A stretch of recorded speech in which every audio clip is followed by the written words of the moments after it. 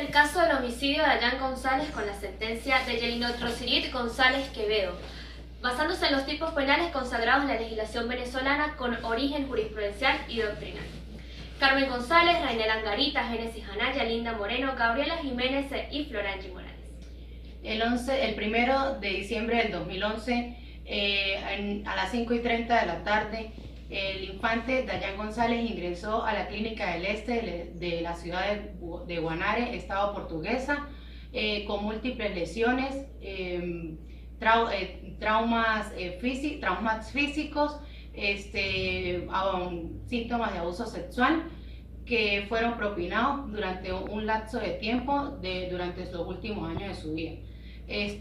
Fueron propinados por la ciudadana Anney Montilla, que era en ese entonces su cuidadora y también era la pareja sentimental de su progenitora Yelinot González. Los primeros días de vida de Dayan González, él vivió con su madre Yelinot González, quien le garantizó todo lo que un niño requiere, como la educación, todo lo que requiere de crianza, alimento, le proporcionó el desenvolvimiento adecuado de su personalidad. El niño era cuidado por diferentes personas que eran de confianza de Yelinot, mientras ella estaba en horas laborales. En el 2010, Yelinot aceptó un trabajo como azafata, quien le tuvo que mudarse a la isla insular de Margarita, y junto con ella llevó a su hijo Dayan González y a la ciudadana Anney Mantilla, quien iba a ser como cuidadora del niño. En el primer tiempo que Anney Mantilla convivió con el niño empezó a presentar diferentes lesiones, moretones, cortaduras, y todas estas lesiones fueron evidenciadas por la profesora, quien era su docente en la institución inicial Papagayo. La profesora, al darse cuenta de todas las lesiones que tenía el niño, acudió a citar a la madre para que la madre explicara y proporcionara la información de por qué el niño estaba lesionado. La madre alegó que ella y el niño eran víctimas de violencia intrafamiliar por un cónyuge que dice ser ella, que era un ciudadano de nacionalidad árabe. Luego de esta situación, el niño no volvió a acudir al colegio y ella proporcionó a la institución récipes médicos y reposos médicos. Al pasar unos días, el niño acudió de nuevo al colegio, pero llegó con más hematomas, con una quemadura en la mejilla derecha, y la maestra, al estar tan consternada y preocupada por lo que le estaba sucediendo al niño y la situación en la que se encontraba el niño y en sus funciones y conocimientos sobre la Ley de Protección de Niños y Adolescentes, ella se dirige a la Defensoría del Niño, Niña y Adolescente para hacer la denuncia. El defensor o el funcionario público tomó nota de la situación, tomó nota de la denuncia, y él posteriormente citó a la madre de Dayan González, pero esta nunca acudió al organismo.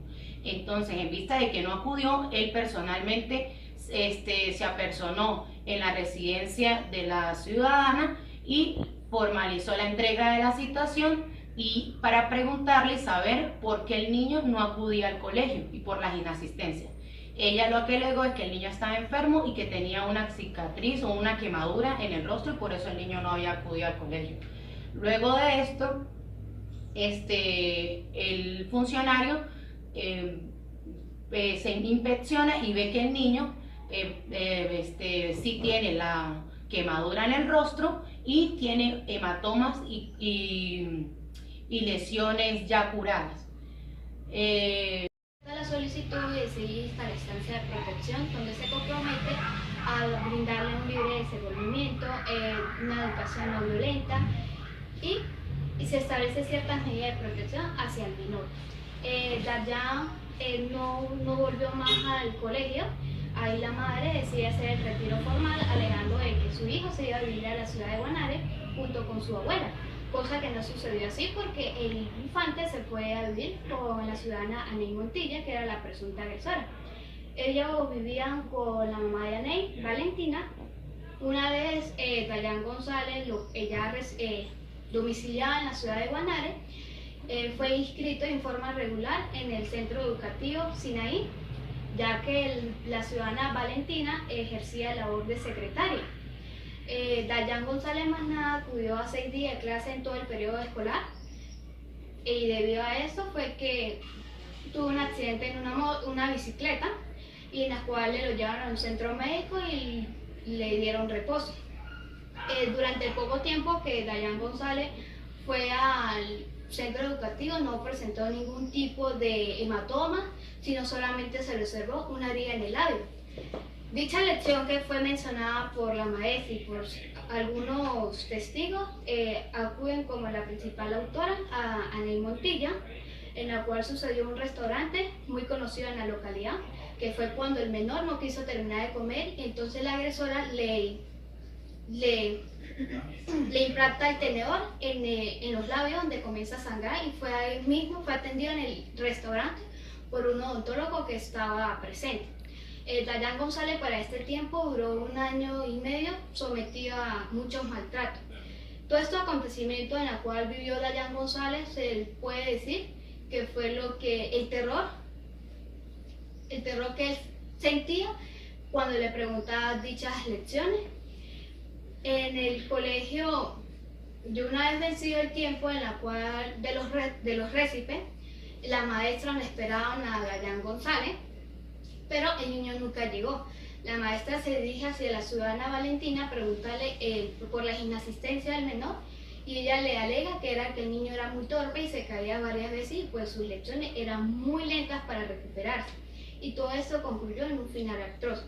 Los hechos ocurrieron fue el 1 de diciembre del 2011 a las 2 de la tarde, cuando el niño ingresa al hospital del Este con 2 acompañantes. Entre estas teníamos la ciudadana Aney Montilla y Doris, que era la tía. Y junto con ella iba un ciudadano identificado como Yuri Hernández, que eran amigas de ambas. Él ejercía el papel de enfermera. Ellos, ante llegar al hospital, le notifican a los médicos que el niño se había caído de una moto 7 días atrás, y por eso era el motivo de los moretones y de los dolores que él presentía. El infante, cuando entra a la clínica, presentaba diferentes hematomas en diferentes partes del cuerpo, una deshidratación y dolores en el abdomen. El médico pediatra, que para ese momento se encontraba de guardia, procede a darle oxígeno y hacerle un proceso de caterización y hacerle varios exámenes. Una vez teniendo los resultados y ver la gravedad en la cual se presentaba el niño, él decide enviarlo al Hospital San Miguel, pero para ese momento el niño le dio un paro respiratorio y falleció. Ellos decidieron hacerle RCP con ampollas de adrenalina y atropina, pero el niño no reaccionaba. Para ese momento el médico decide realizar la solicitud de la autopsia, cosa que se negó por parte de las ciudadanas que acompañaban al menor, y pues el personal médico, al ver la actitud que ella se encontraba, decide llamar al Consejo de Protección, al CCPC y al Ministerio Público. A las autoridades se procede a hacer el levantamiento del cadáver por el médico forense Rodolfo Divari, quien detalla exhaustivamente en su informe los tratos y las torturas de las cuales fue sometida Dayan González, tratos viles que le causaron la muerte. En estos indican que el nivel cefálico frontal presentaba 13 lesiones equimóticas con una aproximación de 48 horas. También presentaba salida de sustancia fecaloide por sus fosas nasales y en la cavidad oral. En ambas manos presentaba unas lesiones pulsocortantes. También en la región facial y en la parte de la espalda presentaba una huella de mordedura humana. En la zona anorectal, resquimosis circular, en el área perianal, en los ambos glúteos. También él presentaba eritema de equimosis perianal con la borración de los pliegues rectales. En ese médico informe, cuando finaliza el médico forense Rodolfo Divari, concluye diciendo que la causa de la muerte fue una rectocolitis traumática segura por la contusión grave de laceración. Todo esto debido a la violencia que fue sometida, la violencia sexual que fue sometido Dayan González. Debido a que la madre de Yarinor González no se encontraba al momento de la autopsia, no se le podía entregar los resultados a cualquier persona. En congruencia con lo antes expuesto, se procede a imputar encargos a la ciudadana Yarinor González, madre de Eloy Oxiso, por los cargos de comisión del delito de abuso sexual, también por malos tratos y trato cruel establecidos en el artículo 254 y 259 de la Ley Orgánica para la Protección del Niño, Niña y Adolescente en su última Gaceta Oficial del 18 de junio del 2015. Aunado a ello, también se le procede a imputar el cargo de homicidio intencional a título de dolo eventual y lesiones graves, previstos y establecidos en los artículos 405 y 415 del Código Penal de la República Bolivariana de Venezuela en su última Gaceta Oficial del 13 de abril del 2005. Todo esto también va relacionado con el artículo 83 Ejusden y el artículo 217 de la ley especial antes mencionada. Primero, para establecer y lograr entender por qué el administrador de justicia le imputa y sanciona por dichos cargos a la ciudadana Yarinor González, debemos desglosarlo uno por uno y entender qué son y cuál ha sido su contenido doctrinal y jurisprudencial. Primero, el administrador de justicia o el operador de justicia nos habla de homicidio intencional a título de dolo eventual. Homicidio intencional, según el autor Grisanti Aveledo, establece que es la muerte de un hombre, es decir, la muerte de un individuo de la especie humana causado por otra persona de forma dolosa, ya sea por una acción o una omisión, es decir, por la ejecución de una actividad o por la no realización de un comportamiento. Este contenido doctrinal es el que más ha sido típico dentro de la doctrina penal venezolana, puesto que hablamos de la muerte que ocasiona una persona denominada sujeto activo a otra persona denominada sujeto pasivo. Cuando hablamos de acción y omisión nos hacemos referencia a la ejecución de una conducta, es decir, a la realización de un acto que sea de manera tangible para la sociedad y a la no ejecución de un comportamiento. Una vez mencionado lo que conocemos por homicidio intencional simple, establecemos que este está previsto y sancionado por el artículo 405 del Código Penal. En congruencia y aunado a ello, el operador de justicia añade que el mismo ha sido hecho a título de dolo eventual, pero para entender lo que es la calificación del dolo eventual, debemos establecer qué es lo que se conoce por dolo. El dolo es aquella intención consciente que tiene una persona de realizar un determinado acto y que éste tenga relevancia antijurídica, es decir, que sea rechazado y sancionado por la legislación penal. Cuando hablamos de que esta persona realiza un acto consciente es porque ha habido una determinada previsión, es decir, con anterioridad esté determinado que dicho resultado antijurídico va a ser rechazado no solo por la legislación, sino también por toda la sociedad. Pero ya una vez entendido qué es el dolo, vamos a hablar de lo que hace referencia el operador de justicia como dolo eventual. El dolo eventual es una figura bastante controvertida dentro de la legislación y la doctrina penal. El dolo eventual hace referencia, según la mayoría de los autores, a una relación bastante delimitada con lo que se conoce como la culpa consciente. Según Natalia Aveledo, el dolo eventual se presenta cuando una persona, es decir, el agente activo, sabe y reconoce que su actuación va a desencadenar un acto antijurídico, mas sin embargo, este prevé que dicho acto no se dé, aunque lo conoce y lo toma ligeramente.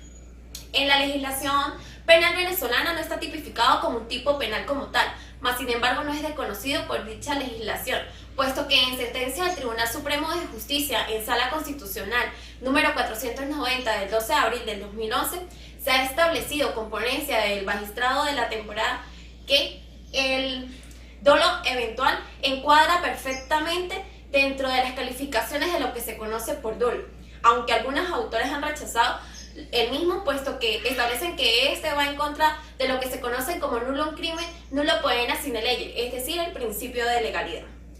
Pero hace un énfasis y un resumen bastante detallado que va a marcar un precedente dentro de la legislación penal venezolana, puesto que aquí se detalla un precedente como lo que es el dolo eventual dentro de Venezuela, donde hace referencia a que este se conoce como una conducta desarrollada por un agente donde éste sabe que va a hacer una consecuencia que su acto va a tener una consecuencia jurídica ulterior relevante que va a ser rechazada por la legislación, pero lo toma de forma meramente poco desinteresada y no establece que su resultado antijurídico va a ser desvalorado por la ley.